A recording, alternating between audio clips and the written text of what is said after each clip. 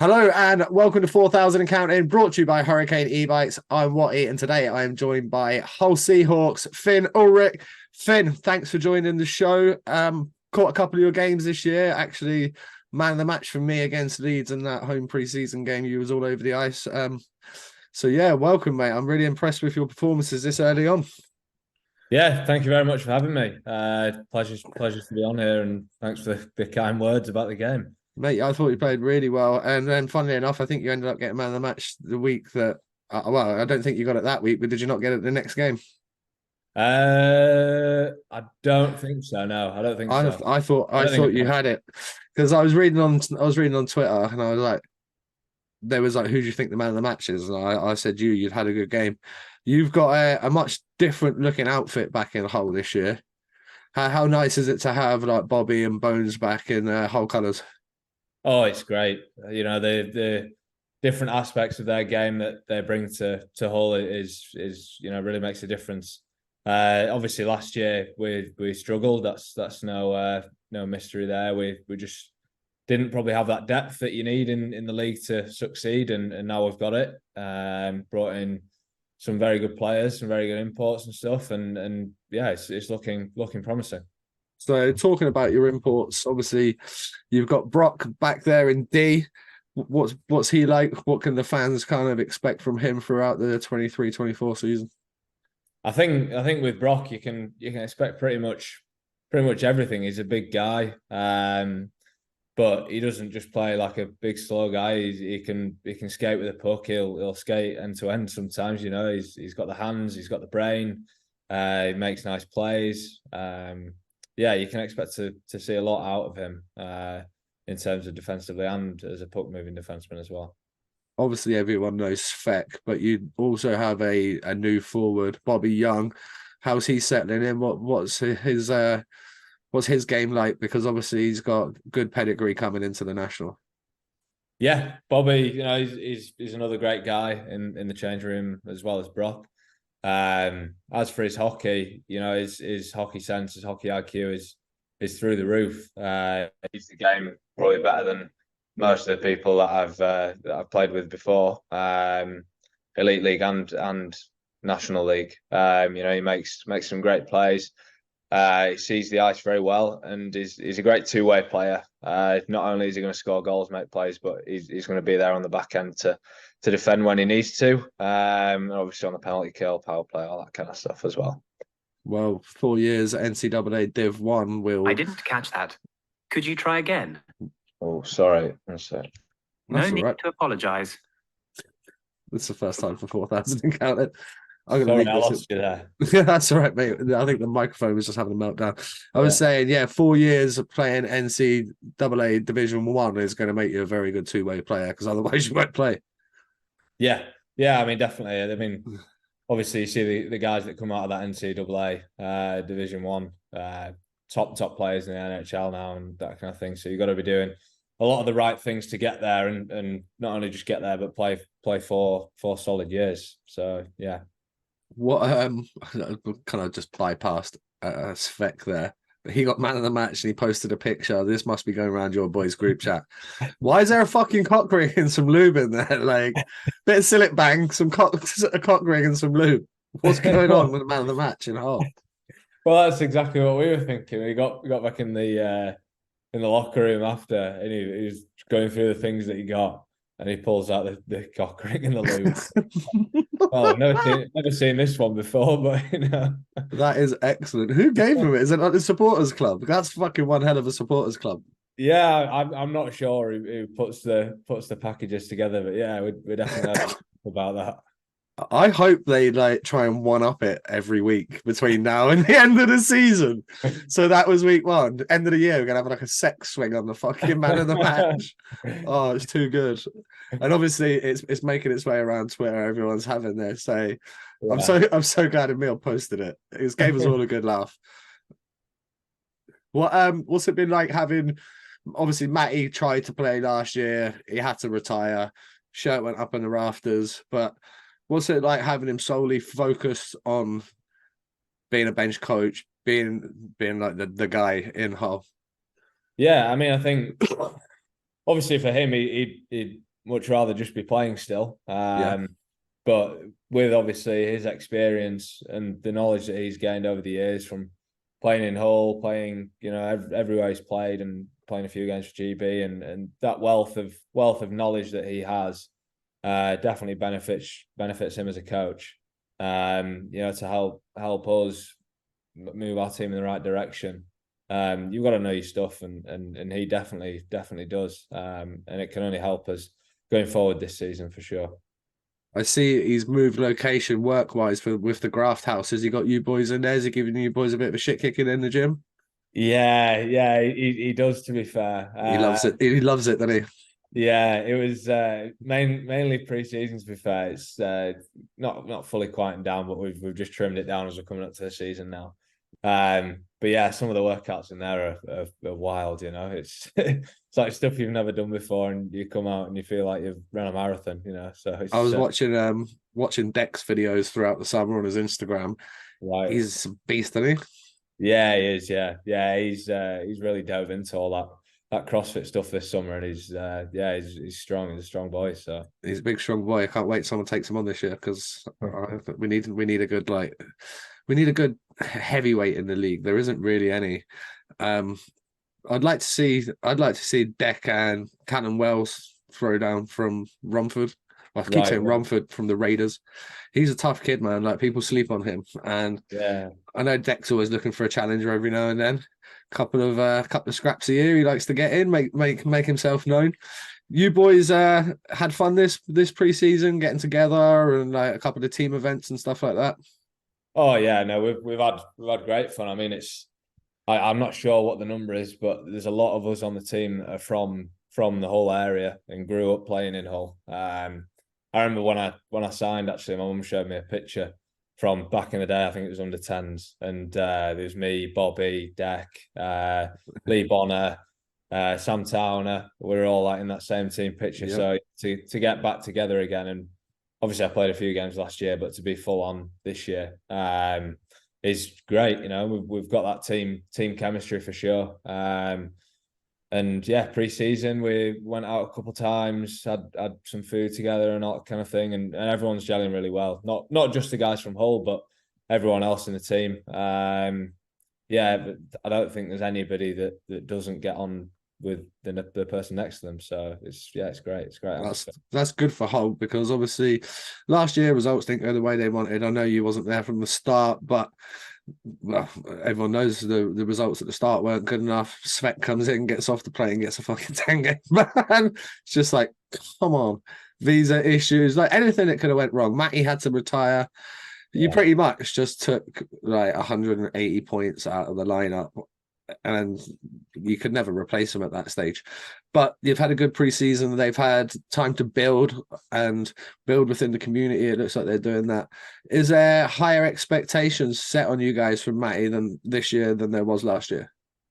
100%. Yeah, I mean, coming into obviously preseason this year, he set the bar right there. That obviously we want to be winning more games than last year, and that's obviously the first step. And then after that, it's we want to be up there fighting for the league, the cup. We want to be up there in and amongst it at the top.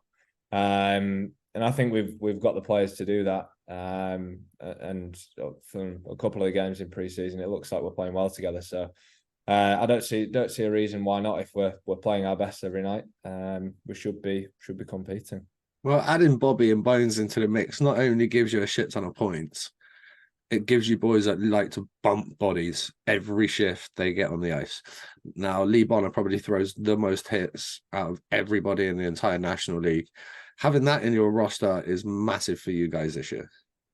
Yeah, definitely. I mean, anytime you can leave a hit on a defenseman, it makes them think maybe next time they get the puck, oh, he's coming, so to have Bones and obviously Bobby as well, just to grind teams down and really frustrate teams, as well as obviously most of us in the lineup will attach onto that and play in a similar sort of way and grind teams down that way. And then obviously we've got the skill to score some goals as well. What's the feeling in the camp from, not maybe from the camp, but from the outside? It's a new year. I think the fans, from looking at like the social media and stuff, they seem a little bit more G'd up. Obviously, they were excited last year. They were back. They were back playing hockey. They had a team to support again, the new name, the new colours, everything was go.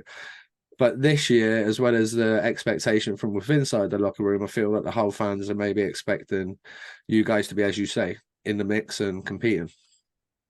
Yeah, definitely. I mean, obviously last year, as you mentioned, was a series of unfortunate events, I guess, that led to us not being so successful. But yeah, as we've discussed, this year's definitely different. And what obviously Matty and Joe, the other owner, have built is a really good thing in Hull. Obviously, they treat everyone extremely well, and they're growing the brand in the community and doing school visits, this kind of thing, getting the name out there, which obviously gets people to come and watch. And then when they come and watch, hopefully keep them. And obviously the way we do that is winning games, and hopefully we'll do a bit more of that this year and keep the crowds coming in.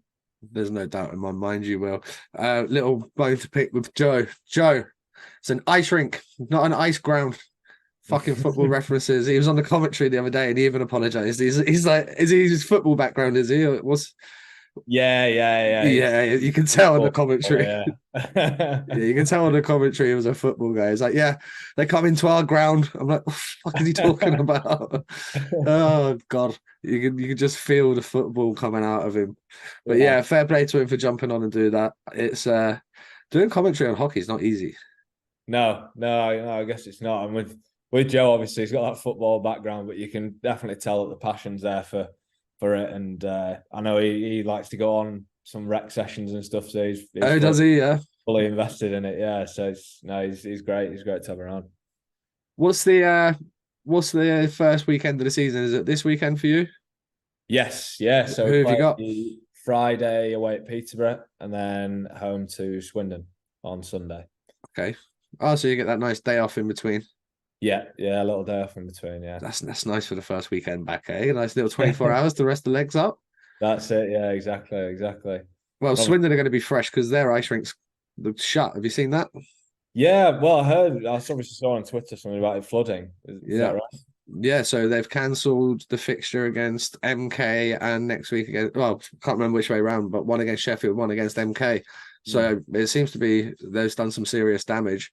That could curtail the start of their season. Obviously, we talk about things happening that can hurt your season. Things like not being able to play at home for, at the moment, 2 weeks, potentially 4 weeks before you know it. You're then backed up with games, Wednesday night games, Thursday night games. Try to get home from work. All these things make a difference in that league when it comes to winning the league. Yeah, 100%. I mean, they're a pretty solid, well-drilled machine in Swindon, so I'm sure they'll be fine. But obviously, when you can't play at home in front of your own fans, it's not great, is it? You know, you want to be there with your family watching and everything. So hopefully that gets sorted as soon as possible, and then we can get them playing there again. Obviously, you were a Hull junior. You have been playing in the Elite League, obviously North America, as well as leagues over here. But what made you last year decide to step down onto the kind of two-way situation where you weren't going to just stay at Manchester full time? You were going to come down and get game time. I think you were point a game as well when you came and played in the national. So what made you think that last year? And then coming into this summer, did you already know that the national was going to be the way where you wanted to go and play? Yeah, so I think last year in Manchester, it started off, I was playing a bit, and, I guess, it's like your ice time goes up and down, and obviously maybe sometimes you don't have a good game, and then you're only playing a few minutes. So I thought it was just a discussion I had with Ginner, the coach in Manchester, just to get me some game time, get the touches in, playing some different situations. And he was fully on board with it, and he allowed me to obviously speak to Matty and go play games in Hull, and Matty was very welcoming with that as well, to allow me to come in, obviously, to a team that's been playing together half the year. I'm grateful for, and gave me a lot of opportunity, power play, penalty kill, playing a lot of minutes. which definitely sort of helped me grow as a player. And then coming into this summer, it was a bit kind of up in the air what I was going to do. It wasn't a dead cert either way. Originally, I thought I'd be staying in Manchester and obviously hopefully playing a bit more. Because towards the end of the year, I started to play a few games in as a defenseman for Manchester. Oh, okay. I think I probably played about 10 or 15 games. And it was good. It was going well. So I thought, oh, maybe this is the path that I might go down. But then after discussions and that kind of thing, it wasn't meant to be, which obviously is fine. Happens, right? Sport. Yeah, that's it. Yeah, it happens. But then Matty, I rang Matty and said, "Oh, would there be an opportunity for me in Hull?" And yeah, he was very excited about me coming, which obviously I like. I want to play somewhere where I'm wanted and where yeah, I guess I'm treated very well. And I have that here in Hull. Very grateful for the opportunity. So yeah, I probably made the decision partway through the summer. Very happy with where I'm at right now. So we talk about junior hockey, and this isn't a dig on your ability, but we talk about junior hockey in this country being a fucking joke and how important it is if you're half decent to do what you did and go away. So you're under 18 year playing for the Sheffield Steelhawks. You had 73 points in 18 games. The under 20 league that year, you had 60 points in 15 games. For reference, you then go off and play in Northwood, 14 points in 20, 31 points in 49. That's the sort of points you should be like. That's good points playing against good players. How important for your development was it getting out of this where you're getting 4 or 5 points a night, where you're now having to battle to get on the scoreboard? You're gonna have to be battled to be a point a game guy. Yeah, I mean, 100%. It's extremely beneficial for anybody, but I think I always sort of knew that I wanted to go experience it and try it. And obviously after that when I think I was 16, when I looked around a few schools and went to Northwood, and obviously playing against a lot of very, very good hockey players in America and Canada, definitely improves you as a player. Obviously, as you said, working to get those points rather than just sort of it happening. Yeah. Definitely helps. And then ended up coming straight from Northwood to Manchester and felt fairly comfortable straight away, or I guess more comfortable than if I would have stayed in the UK. So you played for Northwood. I'm just looking. So you started in 2016 and you finished in 2019. So 3 full seasons there. How crucial was that to your development? Yeah, no, it was massive. I mean, going there as well, not only just for the hockey, to be fair, but as sort of living away from home and learning some life skills as well. Northwood's Boston, right? No, it's No? upstate New York. So Oh, of course it is. Yeah. Like Placid it is. But yeah, it was like it was a really cool experience for me because it's obviously you're living, going to school, and playing with obviously your teammates. So it's a really cool, unique thing. I'm very grateful for the opportunity, and it was I always remember it. So what was your day-to-day living? Obviously, you touched on going to school and training. Like, so were you up school in the morning, then training, gym, games at the weekend? Like, what was the full-on schedule like? Yeah, so it's I think it was in the summer you'd wake up and then do school first, and then finish at about 3, I think, and then go do your hockey and your gym. And then obviously on weekends you'd go away, play tournaments, and then in the winter it'd flip flop. So you'd wake up and then go train, gym, and then school after. Which got tiring, to be fair, when you're in school at 6 o'clock at night and it's dark outside and Yeah, you just want to go kid. Yeah, that's it, yeah. Are you much of an academic? Yeah, I'd like to think so. Yeah, Yeah, quite like that sort of stuff. Yeah. But yeah, and then obviously we'd travel around on a weekend and go to like Boston and the sort of that area anyway, and play tournaments and play against other schools. And so just long bus trips then. Long bus trips, yeah. We had a couple of flights actually when we went to. Oh, okay. We flew out to Minnesota to play Shattuck. Why choose Hurricane e-bikes? Well, let me tell you, no servicing cost, no need to buy, no interest cost, no long-term agreement, no maintenance cost, no worries, because all their products come with a lifetime warranty. Hurricane are in fact the only company within the UK to offer a lifetime warranty on LCD screens, batteries, motors, all components. Guess what? Ordering from Hurricane couldn't be any easier. You just go across to hurricane.ebikes on their website, and all you got to do is literally head to the website, select your bike, add your accessories, confirm your details, and it's on its way over to you. My personal favorites are the M250 mountain bike, the M350 off-road mountain bike, and the big daddy of them all, the RS8 off-road bike. It is a beast. You can get yours from as little as £1.85 per day. So what are you waiting for? Head over to Hurricane e-bikes now and take advantage of some fantastic deals. Nice. How was that? Yeah, I mean it was good. I think we lost, but it was like it was a relatively tight game, so we were happy with it because obviously they're powerhouse, top school in the nation in the US. So yeah, and then we flew out to, where did we play? We played in the Nationals. Nice. I think that was in Grand Rapids in Michigan. So that's the other thing. That's probably the furthest we went. But yeah, so it was really talk people through that don't quite understand what like midget AAA Nationals is actually like. It's legit.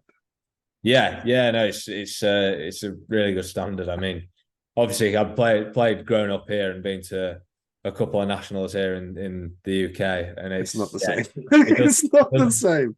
Doesn't compare. No, it's yeah. I think 32 teams go for it, and it's just a massive sort of playoff thing, and every team's really good. So yeah, because almost every state has at least a legit AAA program. Yeah. Oh yeah. Like seriously down good. The East Coast, yeah. Yeah, you're over in that East Coast. How many good programs are in Boston, in New York, Minnesota? There's just like high school hockey in Minnesota is wild. Yeah, it is. Yeah, well, they pack out that the NHL rink, don't they? Like 21,000 or something for a high school game. Yeah, wild, crazy. Did you? What did you do for fun? Like away from obviously you're doing school, you're doing rink, you're very busy. But what were you guys doing for the fun in the winters? I imagine it was pretty cold, and then the summers by the lake, or what? Yeah, well, exactly that. That's part of that is like the biggest thing that kind of shocked me, and that was a cool surprise was I got there in the summer, obviously August time, and we went down. The first things we did was go down to the lake.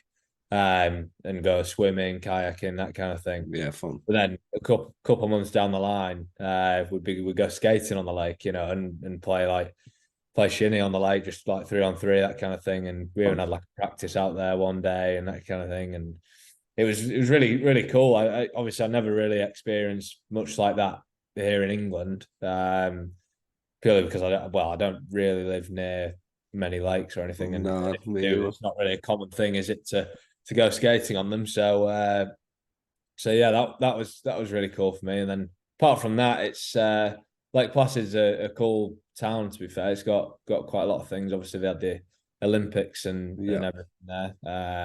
So it's got good infrastructure for people coming in.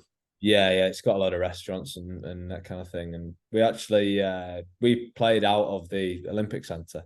Oh, did you really? Yeah, cool. Out of the rinks there, which was really cool. Obviously seeing everything like on the walls and all the history and behind it and that kind of thing was pretty special. So, what's the kind of top team up there towards Lake Placid? Is there an AHL team? Is there a college team? What's the kind of top team in the town? I think I think it's an East Coast team, the Adirondack Thunder. Adirondack, yeah. Thing, but more towards Lake Placid, there's a couple of D1 schools, St. Lawrence University and Clarkson. So they're probably like the top two around there, I'd say. So if you're like a kid growing up in that program, if you're an American kid, is that kind of the goal to get to be going to like NCAA Division 1? Yeah, 100%. Yeah. I think even for me, that was kind of my goal. That was a goal for you as well, yeah. Yeah, that was the goal for me. Go out there and then obviously get scouted and play D1, but unfortunately it didn't work out that way.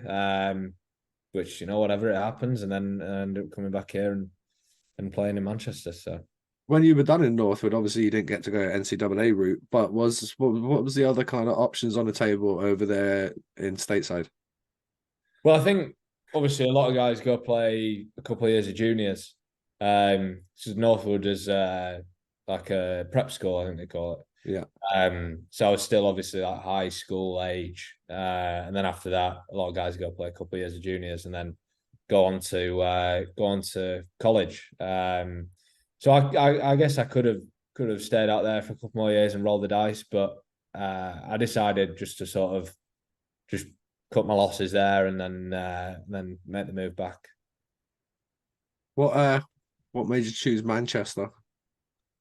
Well, I think when I was deciding to come back over, I messaged somebody who I know anyway that has a lot to do with it, and they put out sort of the message to various teams and coaches, and Manchester were the ones that sort of jumped out and said, "Yeah, we'd love to have you," and then came down with my parents and met with Finna and had a look around, and obviously Manchester's a great city.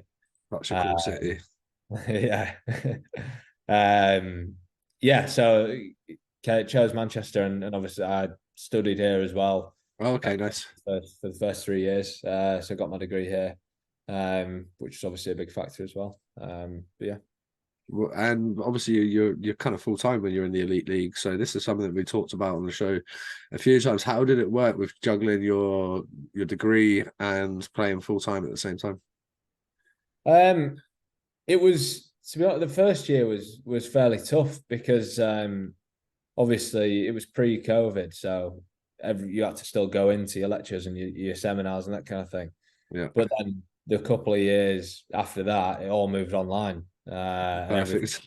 Everything was recorded, so I could sort of do it in my own time. I could go to practice in the morning and then gym or whatever, and then come back and do a couple of hours work and just get the stuff done. So it wasn't actually too hard of a juggle. It was just sort of when you had exams and presentations that you had to work around, obviously your other schedule, but the university were quite helpful with that, to be fair. So what was it you got your degree in?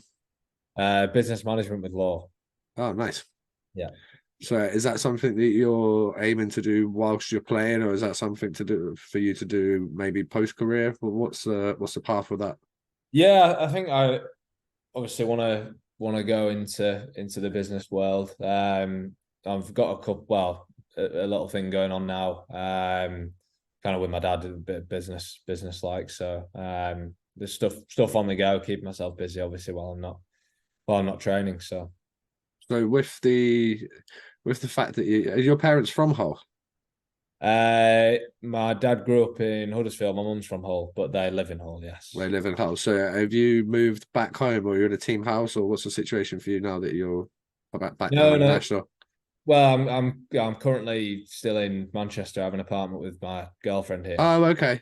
But we're moving back shortly. We're just trying to figure out the details of it. But it's quite nice when I go play in Hull now. I can just stay at my parents' Just house. crash it, just crash. Good, yeah. get some good home cooked food and that.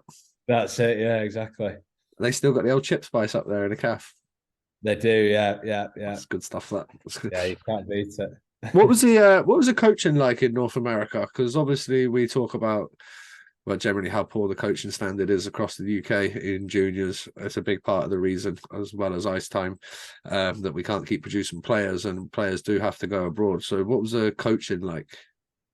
Yeah, I think for me that was probably the biggest difference, in a good way. I had the coach that I had was called Chad Cassidy, and he'd come. I don't know if he'd come straight from the AHL or he'd coached in the AHL before, for Rochester, I think. Okay. So it's like Buffalo's second team. So he had a really high pedigree, and just sort of seeing the way that he coaches and that kind of thing was like it was really good. It was really regimented, and just sort of showed you how much effort is needed to go into performing well and sort of being a well-oiled machine and beating most teams day in day out. But yeah, no, the coaching out there was really good, really good. How intense were the practices versus say a practice back here? Yeah, like ridiculous. Yeah, that was a big shock for me when going there. Obviously, practicing in the UK. To be fair, when I was playing in Sheffield the past couple of years, it was fine. It was good because you had A lot of talent in Sheffield, right? Yeah, Cole Shooter, Kirky, Carl Watson, Joe Colton, Ollie Sims. So we had a good team. So in practice, it would all be competing against each other. Obviously, that doesn't come around too often in the UK, which is unfortunate. So competing against obviously good players and the intensity of the coach definitely helps you improve as a player, 100%. Carl Watson, that's a name that rings a bell. Where's he playing now? He's playing D3 in America. Yeah. I believe Trine University. I think he's doing really well. I'm just going to check his stats out. Let's have a look. Where is he? So yeah, he's going into his second season. Currently got 2 points in 5 games. Mm-hmm. Yeah, he put up really good numbers in the USH PAL Premier. Yeah, I know he really enjoyed his time there and was playing well. So is he a player we could maybe expect to see back in the Elite League or something at some stage? I mean, he's got the capability for it. Yeah, I'm not. I used to be really close to him. Don't speak to him too much nowadays, but he's definitely got the capability to come back over and play. It just depends what he decides to do going forward. Yeah, there's a few guys that are out in the States that we could potentially see come back. A few slip under the radar. They get away at 15, 16. Suddenly they're 19. They've been away for 4 years. And 4 years is a hell of a lot of time with good coaching and good training, good gym structure. Like it's going to produce some decent hockey players. You said Manchester's a great city. What did you guys, obviously because you're a bit of a student and you play hockey, what was you doing for fun that first year for when you moved into Manchester? Is it like student drinking nights and parties and stuff like that? Because obviously you're in on the first year, right? Yeah, that's it. I mean, to be fair, I was living in the team house at the time with the team, so a lot of the time, like I didn't get to do many student events. To be fair, because I wasn't living in that. But yeah, we went out a bit with the team and obviously enjoyed the city and things it has to offer. But yeah, it was that first year was pretty different because obviously I was young and there were a lot of older guys on the team, so it was Let's have a look at that roster. Cool dynamic. But yeah, we definitely enjoyed some good times out together, definitely. So who did you have in your house that year? Was it Sully and Deck and people like that, or? No, Sully. No, it was Barnes, Adam Long, and then had Longer on yesterday actually. Oh, did you? Yeah.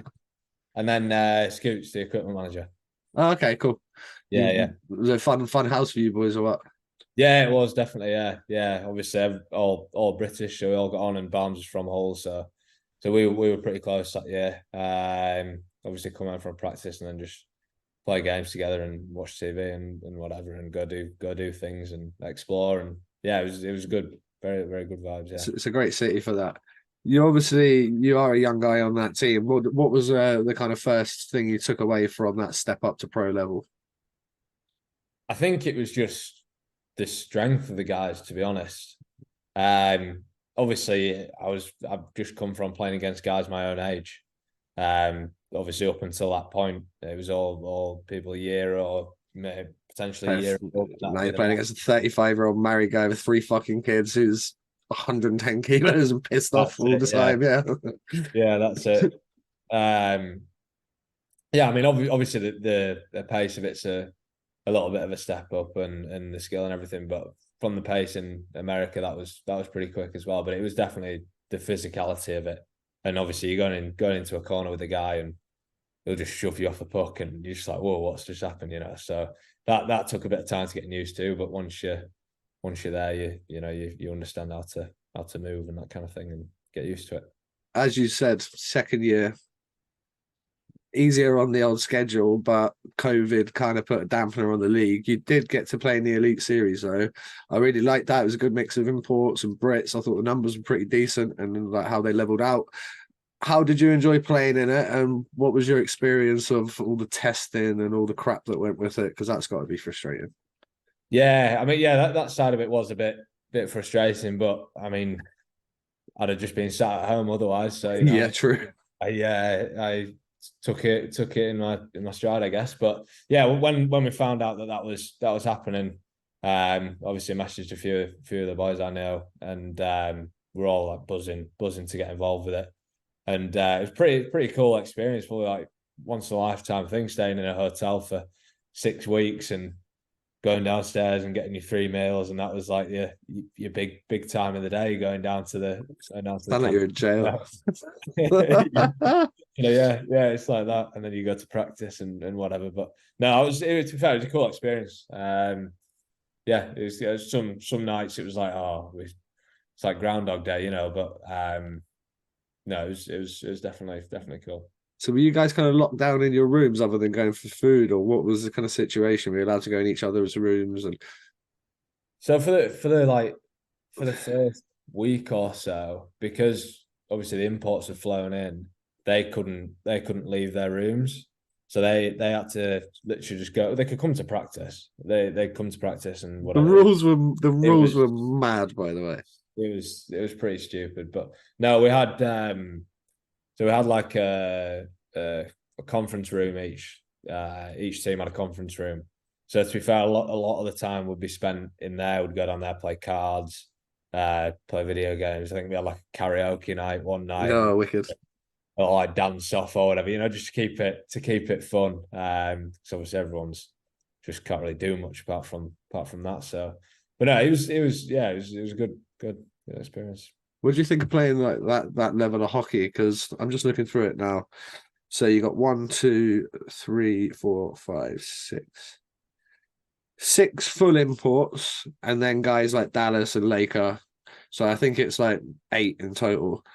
But 8 out of 20 guys, that's a kind of import number I can get on board with. The hockey was fucking fine as well. For everyone, it was like, granted, it's different because there was only 4 teams, which means all the Brits are going to go to those teams. It does make the teams better. But import level wise, where would you see like the magic number at? I don't know. I mean, I think that year before COVID, they were talking about bringing it down. I think it was at 14, and they were talking about bringing it down to 13. Then obviously COVID happened, and then just stayed at 14. Now it's gone up, I believe. To 15 or 16. I can't remember.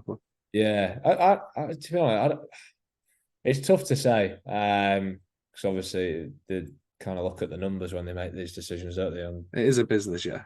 Yeah, no, it's a business, but I think for us Brits and stuff, we'd like to see it at like 12, 13, so the few guys that are maybe on the fringe are definitely going to get a look in playing regular minutes on, say, the third line or something, Well, even if it's 12, mate, even if it's 12, that's 30 new jobs for you guys overnight. Yeah, exactly. It's a lot of jobs for Brits. Yeah. So I mean, I'd say somewhere around that probably. Yeah, I think that's a fair number. Obviously, you got to play with guys you probably wouldn't get to play with because it's the Elite Series. Like Batchy comes and joins you guys, Peaks comes and joins you guys. What was it like having those boys? Obviously, Stringers comes back to Manchester. So like having those guys around the locker room and around like the hotel and stuff, keeping it loose. Yeah, no, it was great. They're all great guys, to be fair. And I mean, from my first year, I'd seen them on other teams, and I don't know many of those guys because I was quite a bit older than me. So to meet them and get to know them was cool. Was cool, and they're all like top guys and obviously funny guys, which helps in a situation like that when you're locked down and make each other laugh and that kind of thing. But yeah, probably got on best with Stringers, and then Peaks was a great guy as well. I think I sat next to him in the changing room, so that was good. The Elite League are a business ultimately, and they do have to cut cloth accordingly. But I do feel that this has to be the cap. They can't raise it again. They need to start bleeding some new young blood in there. With Sheffield taking over the Steel Dogs, they're going to be looking to start pumping Brits through that system. I think we could maybe see a development if more clubs kind of use that structure. I know Bobby's going to go and play for Manchester this weekend. That might be today, actually, Wednesday, whenever it is. Yeah. So we've got up and down the country guys playing 2 years. I know Ollie Endicott went from Leeds. He played for Coventry the other night. There's guys doing it, but I think the pathway that the Steelers with the Steel Dogs are going to have, that's going to be a game changer in getting Brits up to that top league. Yeah, I think so. I think obviously I think it's a good thing. Obviously to give guys that opportunity. I know Tom Palmer's he's training with them and stuff, and that can only help him and help the Steel Dogs and push them to get to that level and hopefully file through a few more Brits through from that. And then as you said, it'd be nice to see something similar like throughout the league, I guess. Kind of some similar structures to over there in the States with the NHL and the AHL or the A and the coast. Yeah, exactly. Yeah, just having that pathway through, I think seeing that road to the top league will help young Brits obviously have something to a goal to strive for and see the clear pathway to it. So I can't remember who we had on. Yes, I can. It was Joey Lewis, and he talked about when they're in Germany. So you go in there and you walk down a corridor, and you've got like the U10 locker room, the U12 locker room, U14 locker room, U18 locker room, and then facing you at the ends, the DL or the Del 2 team's locker room. So every time that kid walks down that corridor since he was 9 years old, he's looking at that locker room. He's like, I want to go, I want to be in that locker room.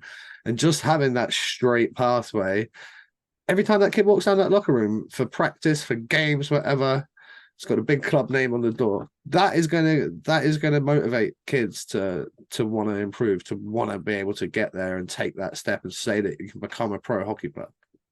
Yeah, definitely. I mean, to be fair, I've not heard of that before, but that's a pretty cool way to do it, isn't it? Obviously, it's dead smart. See the steps that you want to take, and as you said, it gives kids some inspiration to do it. So. Yeah, I love it. I think it's such a clever idea. After the Elite Series, you split. Well, you're still playing with Manchester, but you come down for your first taste of the national in a while, and you head over and play 3 games with Leeds. I believe for that Leeds first season as the Knights, they were the Chiefs, and then that was their first season as the Knights. You went there. Yeah, first season of the Knights. Yeah. So that was when they were starting to build the juggernaut that went on last year and just were absolutely lights out.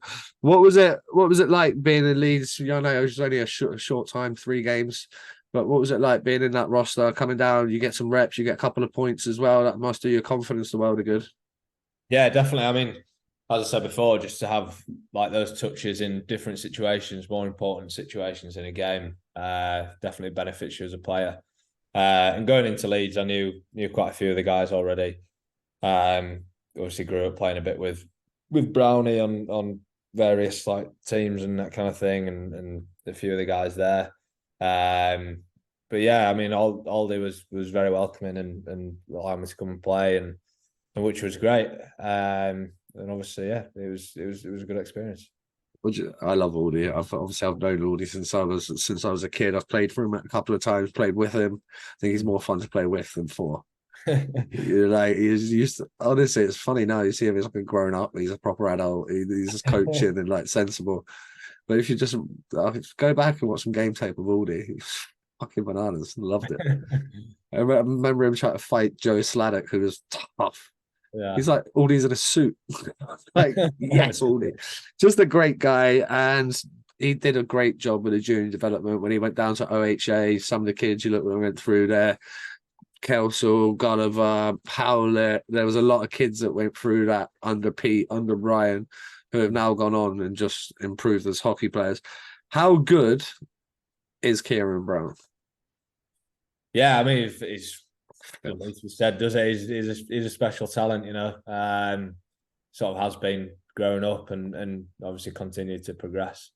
I mean, he can sometimes be quiet in a game and then just come up and score 3 goals. So it's like, it's done nothing. You look at the score sheet; he's got 3+2. You're like, what?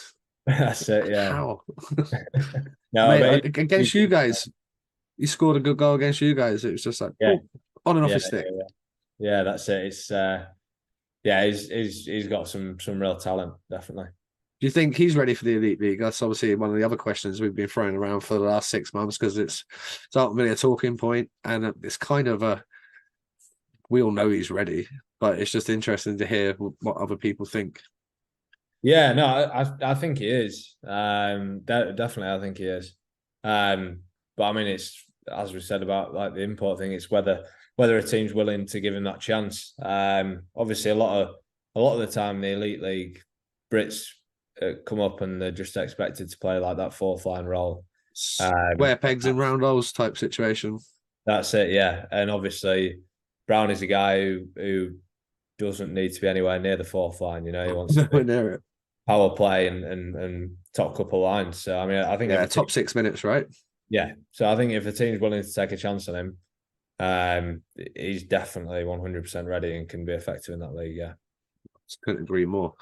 Here's another question then off the back of that. We talked about this a few times. What would be the magic team for him where he does go in and he does fit into that top 6? Obviously, we see Stringer's had to go to Manchester to do it. Yeah. That's got him his shot in Belfast. We've seen other guys. Hookie went to MK. He then went to Belfast. Guys have kind of done their lesser teams, so to speak, before they went into one of the arena teams. Where would you place Brownie where he plays top 6? I mean, obviously you've got to look at the guys that have done it before, like Stringers, like a place like Manchester maybe. Will be good where he's going to play and be effective. And obviously it's a very similar rink to Leeds as well, so it wouldn't be too hard to adapt to, like the ice size and the actual rink itself. So yeah, I guess a place like Manchester would be good for him. I'd love to see him do that step up, mainly for all the doubters. I love doubters that have never seen him play just because they're Elite League fucking snobs, and there's a lot of them around in British hockey, you know. And then like guys will step up from that league, from the National League to the Elite, and go, oh, he's all right actually. Yeah, there's some good players in that league. There's some exceptional players in that league as well. Is there any players that kind of step out that from your like back in the last season playing against that you were impressed with in the National? Well, I mean, obviously a guy that's made the step up, Cole Shudra. He was obviously a top player in Leeds, and he's doing it for Sheffield now. So I guess that's an example of, I guess, not playing in the. It's kind of tough to say because I was going to say Norris and Talbot in MK, but they've made the step up and yeah. But I mean, I guess that shows that there is that pathway for guys that the league teams do take notice of the National League. They are looking. It's just whether they're going to take that chance on you. So, is the Elite League something that's going to be continuously on your radar in terms of wanting to get back there and maybe play a more prominent role once you're there?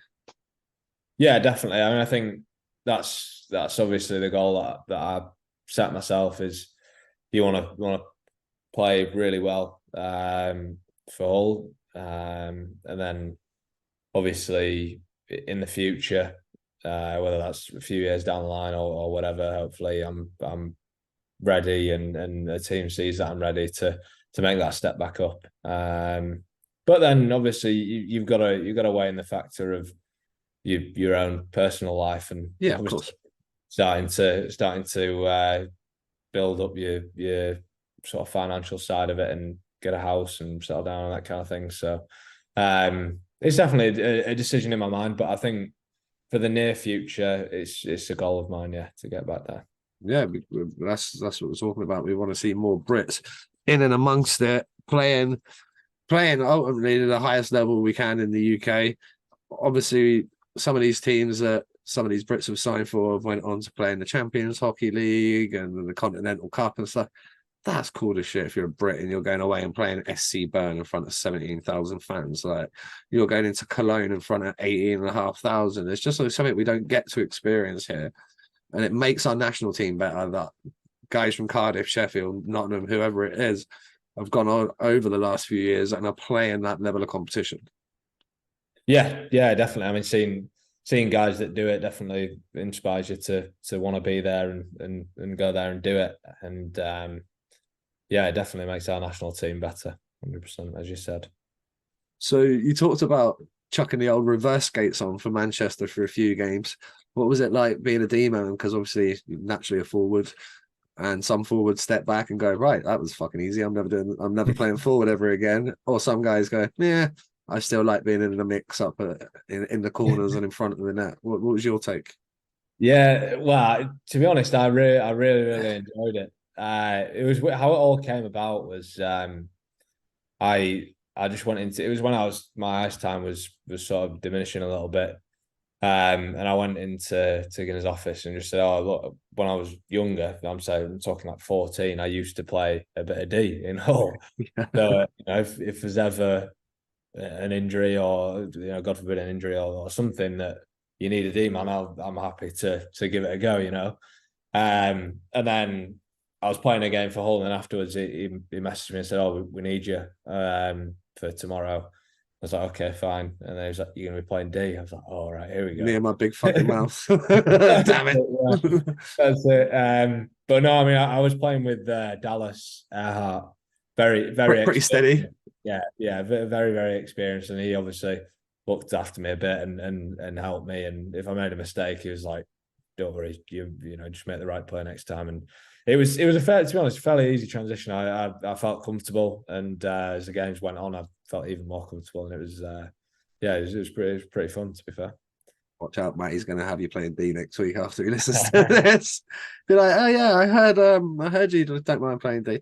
But mate, it's a good string to your bow. We saw Danny Myers do it. We saw other good British forwards make that step back, and then all of a sudden, like Jonathan Weaver, great forward, steps back to D, phenomenal. Danny Myers they're the two that really stick out.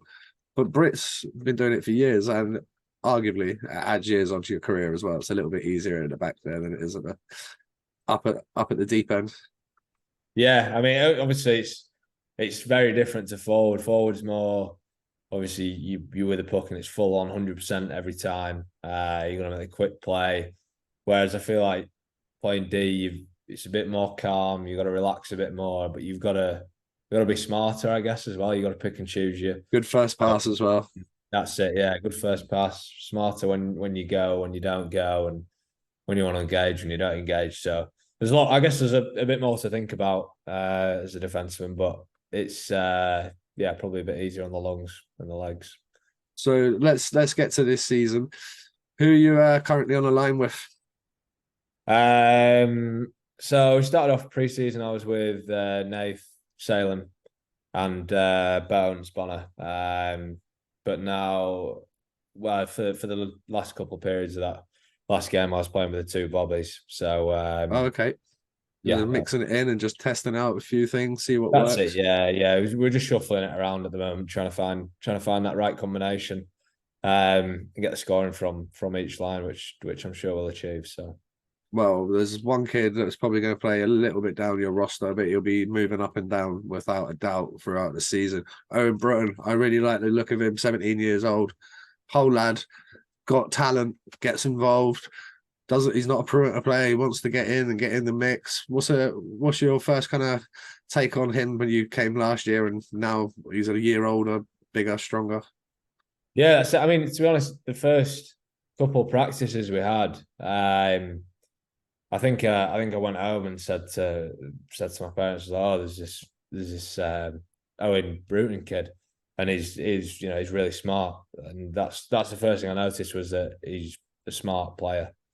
He's in, I guess, a bit of a hockey IQ, and a good hockey IQ goes a long way in the National League. And yeah, I mean, he's definitely got good head on his shoulders to progress and do well. And obviously he's only young, and I'm sure he'll be getting in the gym and improving his sort of strength and skill and that kind of thing. And yeah, no doubt he'll just keep improving and help us this year for sure.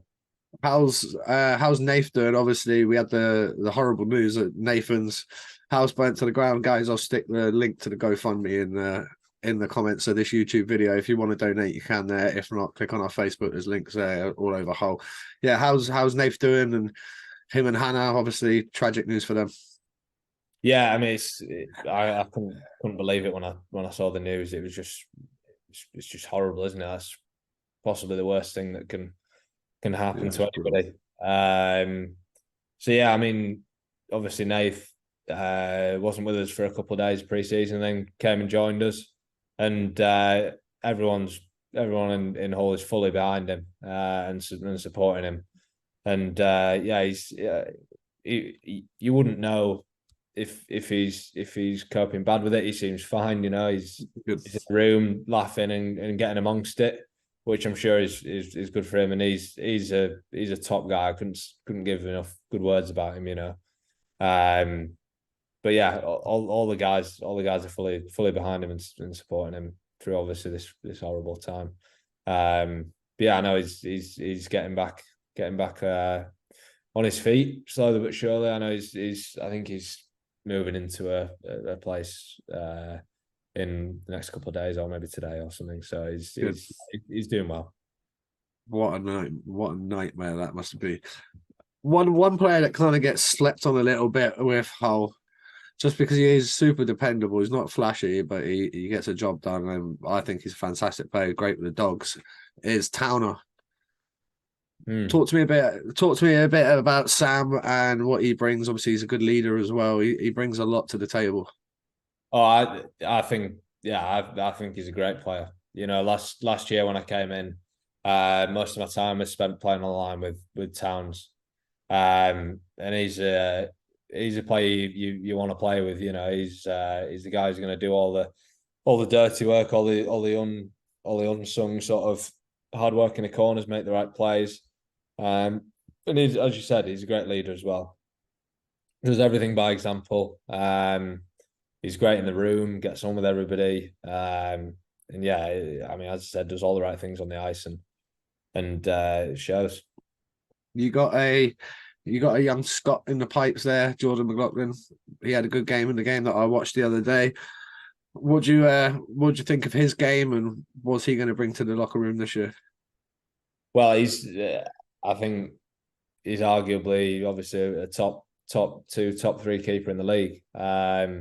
Who's going to give us? Well, that's in my opinion, anyway. I think he's going to give us a chance to win every night, which is obviously what you want from your keeper. Yeah, I mean, he's also a great guy in the room. We've got a lot of them in Hull this year. But no, I can't say too many good things. But he's going to be a rock for us this year, and hopefully continues his performances going forward. Yeah, he's decent. I liked him. I watched him when you guys came down to Basingstoke a couple of times last year. Was very impressed. Very like structurally sound, movement's good. Not fucking flailing around and chasing pucks and stuff. He's eye on the puck, he's following. Just very, very good goalie. So it sounds to me like you guys are gonna be a hell of a lot more competitive. You've kind of probably set goals behind closed doors for the team, but have you set any personal goals for yourself? To be honest, I haven't. I don't like to get sort of caught up in the numbers sort of thing. I guess I haven't set any numerical goals, but I guess it's just for me just to be competitive and feel like I've played well every night, you know. Consistent. Yeah, just be consistent, not have any bad games, and obviously hopefully the points will come. But I'm just focusing on obviously doing what I can to help the team and what Matty's brought me here to do. It's just be a good two-way forward and help in that department. So that's what I'm trying to do. But no specific goals really. What's the commute like from Manchester over to Hull for you for training and stuff? Yeah, it's about an hour and a half, to be fair, on a good run. I try to go sort of during the day and like avoid rush hour Yeah. times. But yeah, I mean, as I said, my parents are from Hull, so I'll usually go down on a Thursday, and then we'll train Thursday night, and then I'll stay through the weekend and come back to Manchester on a Monday. So I kind of split it up that way, so I'm not going back and forth all the time. Yeah, that makes sense. It's a good way of doing it. Obviously, Solway, new to the league. What do you make of a Scottish team joining the National League? I think it's good. I think it's good for the league. I mean, I know that they've kind of been a very good team for a decent bit of time. So I think it's good for them. I think it's good for the league that they're in. I mean, obviously we haven't had the chance to play against them, but looking at some of the highlights, they seem like they're going to be competitive this year. I mean, as well as a lot of the teams. To be fair, it's going to be a lot more competitive league and a higher standard. So yeah, looking forward to getting in the mix with them. It's good to see that National League keep taking that step. Add teams, guys like Dunbar and Peacock, Barry McKenzie coming down from the Elite League into the National League. All moves like that are going to make the league better. I think, well, we won't hold our breath, but hopefully Basingstoke will be back next year. Gives you that nice round 12 number, probably a couple of conferences, and all of a sudden you've got the basis of a very, very good second tier structure in UK hockey. Yeah, 100%. I mean, obviously, I know that the import numbers has gone up this year from 2 to 3, which then instantly you've got what's it 11 imports into the league, which makes each team better, makes it more competitive on the night. And as you said, guys dropping down like Peaks and obviously Ferrara in Peterborough, Yeah, Venus. Keys, Yeah, those guys. It just obviously increases the pedigree of the league and it'll make it more competitive and obviously a better spectacle for the fans, which is obviously what we want. does it shock you to see guys like Feds and Venus and that stepping down, or like we talked about a little bit earlier, you get to that age where you want to get your actual house, not a team house, and you want to buy a shit and just like, start growing up a bit. Do you see it? Do you see it more like that kind of move for guys? Yeah, I mean, I guess I don't know either of them personally at all, to be honest. But I guess it's just one of those where they've looked it up and weighed it up and might want to take a different step in their life and their career. So obviously, it's still a very good standard. So Guys like them joining makes it even better. So yeah, that's it. Yeah, it's a good all round for everyone, I guess. right. We kept you a while, so I'm going to take you to some cheesy ones to finish us off. I want to start with the best player you've ever played with or against. The best player I've ever played with, I would probably say Jared Orling from my first year in Manchester. Obviously, he's played quite a few games in the NHL. Decent. Very skilled guy. Apart from that, probably last year in Manchester, Jesper Orval. What was he like? He had skill like nothing I've ever seen, to be honest. Some of the stuff he'd do in practicing on skill sessions was like ridiculous. You just stand there like, wow. But yeah, I mean, against, let's have a think. Jasper Ulrat's had a nice little journey, eh? Yes, just looking through that, the NAR, then NCAA, Norway, Magnus League, Alps League this year.